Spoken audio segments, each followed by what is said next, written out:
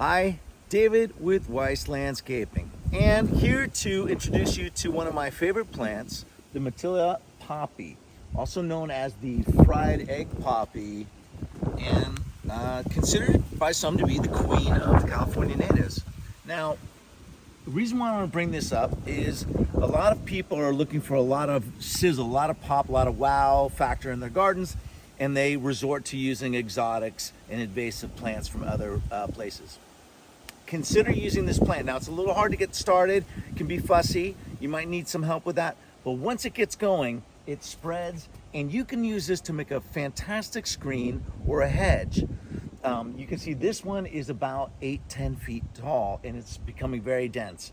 Now, you can cut it back hard in the winter to get even more growth, and this, we're not going to water it all through the summer. Right now we're coming on the end of spring. This isn't going to get any water until it rains next season, and it's going to be fine.